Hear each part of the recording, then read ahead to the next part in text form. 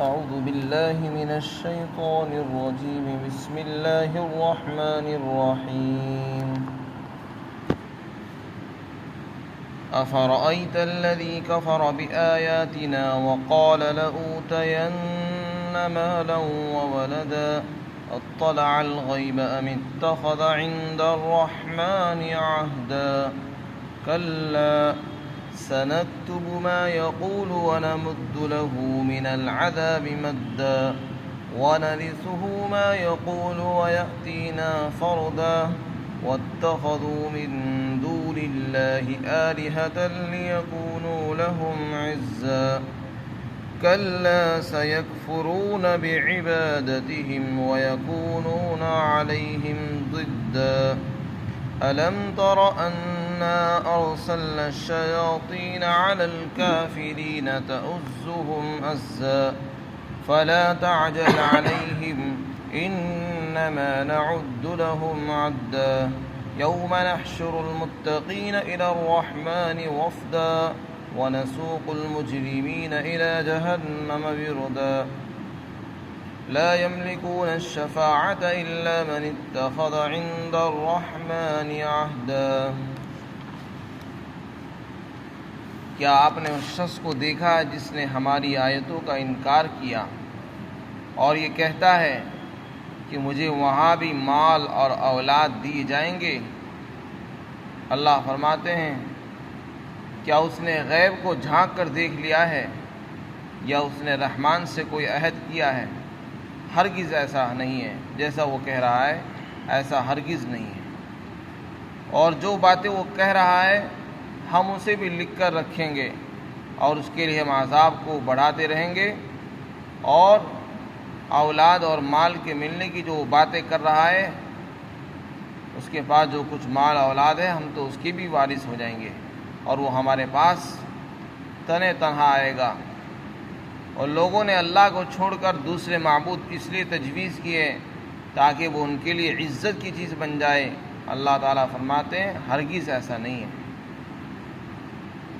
بلکہ عزت کی چیز تو کیا ہوتی، یہ معبود خود ان کی عبادت کا انکار کر دیں گے عنقریب، اور یہ خود ان کے مخالف بن جائیں گے۔ کیا آپ نے دیکھا نہیں کہ ہم نے شیطانوں کو کافروں پر چھوڑ رکھا ہے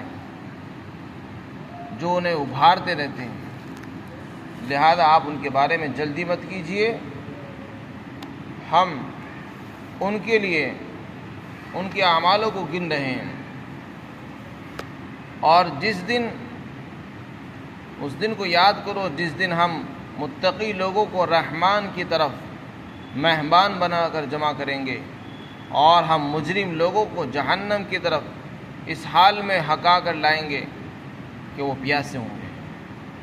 اور رحمان کے سامنے سفارش کرنے کا کسی کو اختیار نہیں ہوگا سوائے اس شخص کے جس نے رحمان سے اجازت لی ہو۔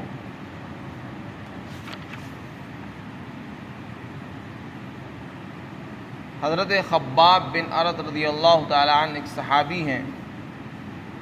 ان کا بیان ہے بخاری شریف کے اندر کہ میرا ایک کاروبار تھا سونار کا، تو اسی کاروباری سلسلے کے اندر عاص بن وائل پر میرا کچھ قرضہ تھا۔ میں اس کے پاس قرضہ وصول کرنے کے لیے گیا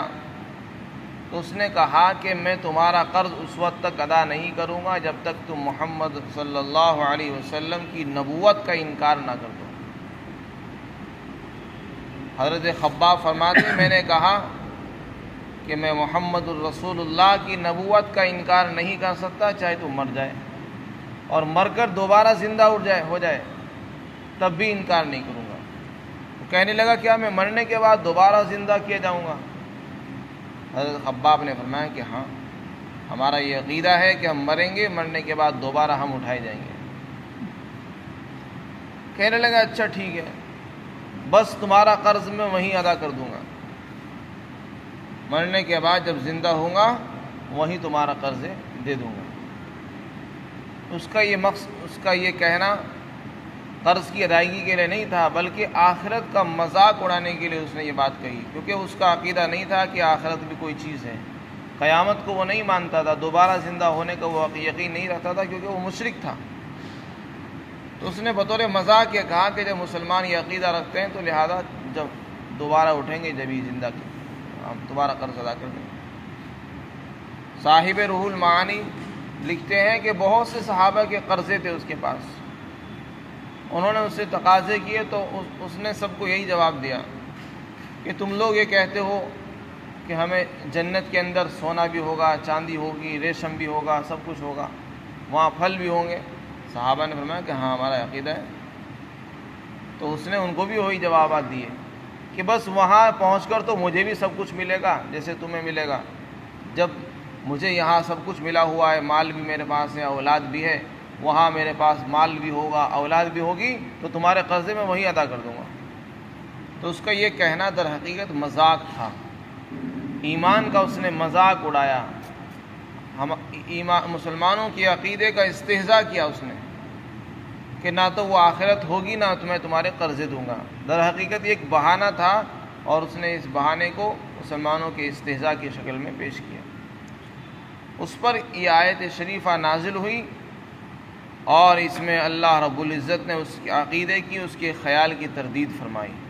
اور یہ فرمایا کہ ایک شخص ایسا ہے جو ہماری آیتوں کا انکار کرتا ہے اور پھر اوپر سے یہ بھی کہتا ہے کہ مجھے وہاں بھی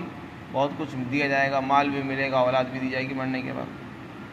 اللہ تعالیٰ فرماتے ہیں یہ باتیں وہ کہاں سے کر رہا ہے؟ کیا اس نے اللہ سے کوئی عہد لیا ہے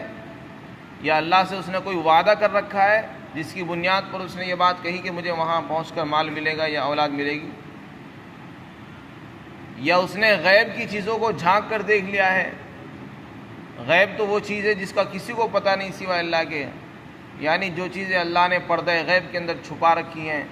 جنت میں کیا ملے گا وہ آج تک اس کو کسی نے نہیں دیکھا ہے۔ ما لا عین رأت ولا اذن سمعت ولا خطر على قلب بشر۔ جنت کی نعمتیں وہ نعمتیں جن کو کسی آنکھ نے نہیں دیکھا، کسی کان نے نہیں سنا ہے، کسی دل پر ان کا خیال تک نہیں گزرا ہے، تو یہ کیسے کہہ رہا ہے کہ مجھے وہاں وہ ملے گا یہ ملے گا؟ یہ دعویٰ تو وہی کر سکتا ہے جس نے سب کچھ دیکھ رکھا ہو، جھانک کر آیا ہو، دیکھ کر آیا ہو، پتہ بھی اس کو۔ تو اللہ تعالیٰ فرماتے یہ جو خیالات ہیں یہ سب اس نے اپنی طرف سے بنائے ہیں، ایسا ہرگز نہیں ہے جیسا وہ کہہ رہا ہے کہ مجھے مال ملے گا، اولاد ملے گی۔ اور فرمایا کہ یہ جو باتیں کر رہا ہے ہم اسے بھی لکھ رہے ہیں، اور جب یہ ہمارے پاس آئے گا ہم اس کے عذاب میں اور اضافہ کرتے رہیں گے، کیونکہ اس نے ایک تو ایمان کا مذاق بنایا، استہزاء کیا، ایمان نہیں لایا، اور پھر اوپر سے اس طرح کی باتیں، بے سند باتیں اللہ پر لگائی، گویا کہ اللہ نے اس سے وعدہ کر رکھا ہے۔ تو اللہ کی طرف ایسی باتیں منسوخ کی جو اللہ نے نہیں کہی، نہ کسی سے اللہ نے وعدہ فرمایا کہ اسے مال ملے گا وہاں پہنچ کر۔ تو اس لیے اس کے عذاب میں ہم اور اضافہ کریں گے۔ اور اس کے بعد فرمایا کہ یہ جو باتیں کر رہا ہے کہ مجھے وہاں مال ملے گا، اولاد ملے گی، وہاں تو ملنا بہت دور کی بات ہے، یہاں ہم نے اس کو جو کچھ مال اور اولاد دے رکھے ہیں یہ بھی ہم ان سے چھین لیں گے۔ یہ جب یہ مرے گا تو مرتے ہی یہ سب کچھ ہمارا ہو جائے گا، اس کی ملکیت ختم ہو جائے گی، اس کا مال بھی ہمارا ہی ہو جائے گا، اور یہ ہمارے پاس تنہا اکیلا آئے گا، اس کے پاس کوئی مال نہیں ہوگا، نہ اولاد ہوگی۔ تو وہاں تو ملنا تو بہت مشکل ہے، یہاں جو کچھ ملا ہوا ہے وہ بھی اللہ کی ملکیت میں پہنچ جائے گا، اس لیے کہ جو کچھ دنیا میں موجود ہے سب اللہ ہی کا ہے۔ یہاں دنیا میں اللہ نے انسانوں کو عارضی اور وقتی طور پر مالک بنا دیا ہے، جب انسان دنیا سے جائے گا، قیامت آئے گی تو پھر اس کی ملکیت پورے طور پر ختم ہو جائے گی، اور جب انسان چلا جاتا ہے اس کی ملکیت ختم ہو جاتی، دوسرے مالک بن جاتے ہیں، وارث بن جاتے ہیں، لیکن جب قیامت آئے گی تو کسی کی ملکیت نہیں رہے گی، کوئی مالک نہیں رہے گا، ساری ملکیت اللہ کی رہ جائے گی۔ لمن الملک اليوم للہ الواحد القہار۔ آج کس کی بادشاہت ہے؟ اللہ کی بادشاہت ہے، اللہ خود فرماتے ہیں۔ تو یہاں ایسے شخص کے خیالات کی تردید فرمائی جس نے مسلمانوں کا مذاق اڑایا۔ پھر اگلی آیت میں ان لوگوں کے خیال کی تردید ہے جو بتوں کی پوجا اس لیے کرتے ہیں تاکہ وہ بت ان کی سفارش کر سکے ان کے لیے عزت کا سبب اور فخر کی چیز بنے۔ بعد مشرکین کا یہ خیال تھا جب ان سے کہا جاتا کہ تم اللہ کو کیوں نہیں مانتے،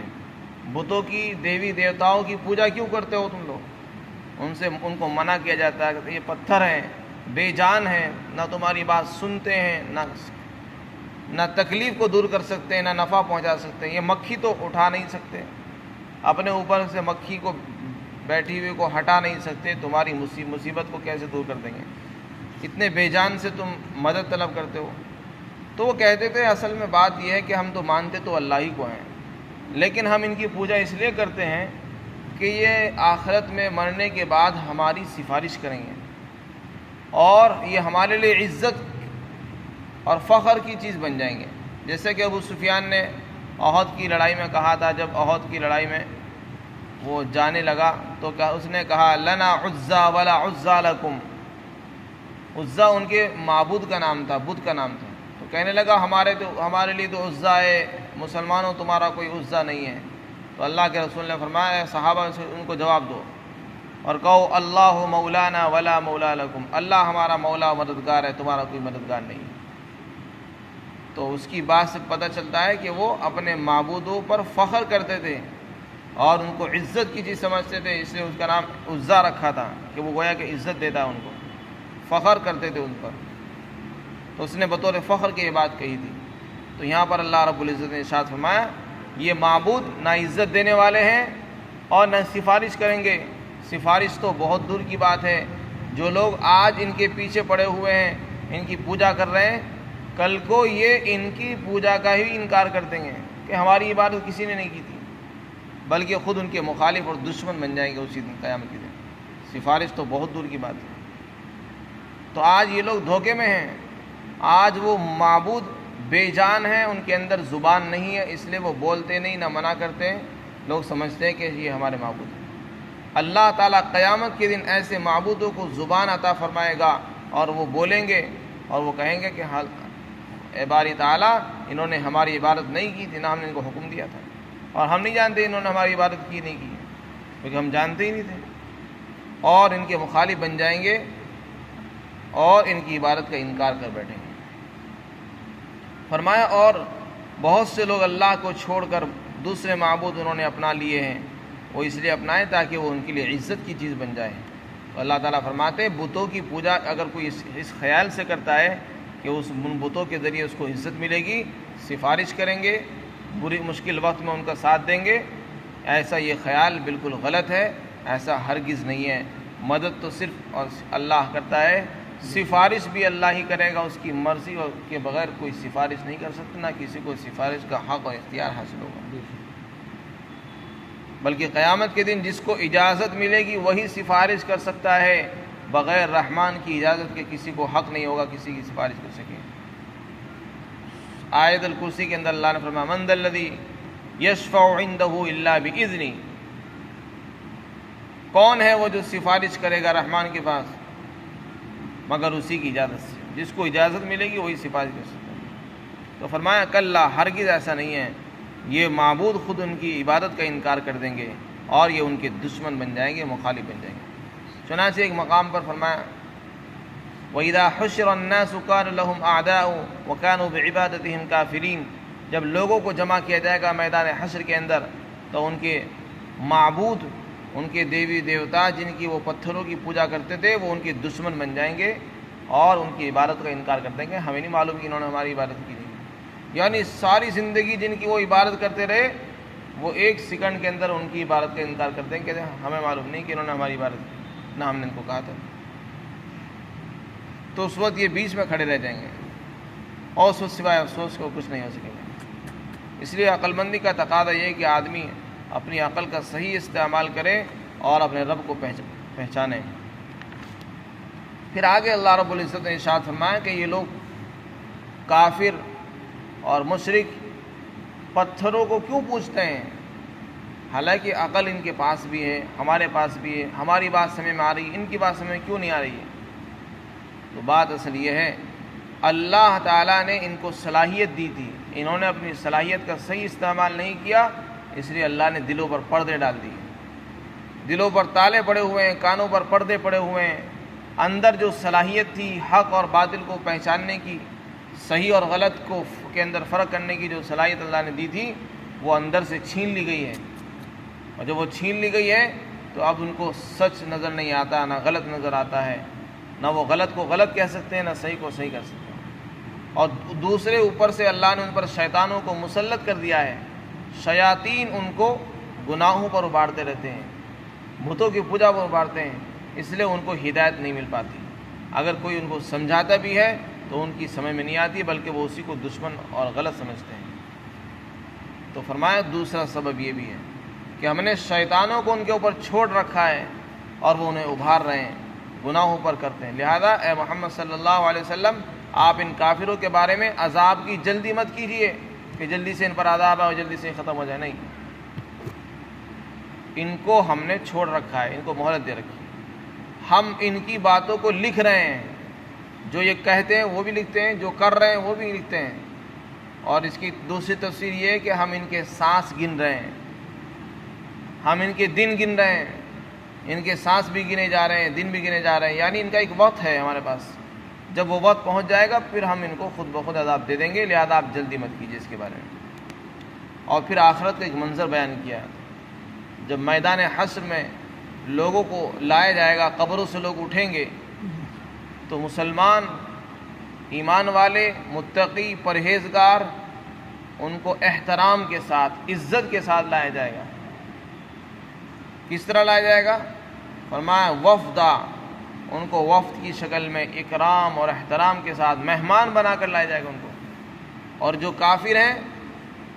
ان کے بارے میں فرمایا کہ ان کو ہم جانوروں کی طرح ہکائیں گے،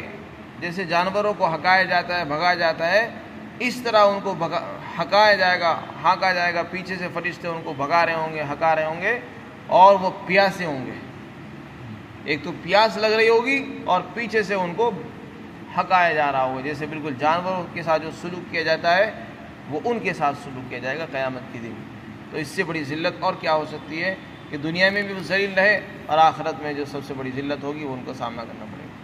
اور ایمان والے کا وہاں اکرام اور احترام ہوگا کہ ان کو عزت کے ساتھ مہمان بنا کر لایا جائے گا، اور مجرمین کو پیاسا لایا جائے گا جہنم کی طرف، ان کو جانوروں کی طرح ان کو ہکایا جائے گا۔ اور فرمایا کہ وہ سفارش کرنے کا کسی کو اختیار نہیں ہوگا سوائے اس کے جس کو رحمان نے اجازت دی ہوگی۔ تو اس لیے دنیا میں اللہ تعالیٰ نے موقع دیا ہے ہر انسان کو چاہیے کہ وہ اپنے رب کو پہچانے، اسی کی عبادت کرے، اسی کو اپنا معبود مانے اور اسی سے مدد طلب کرے۔ اللہ تعالیٰ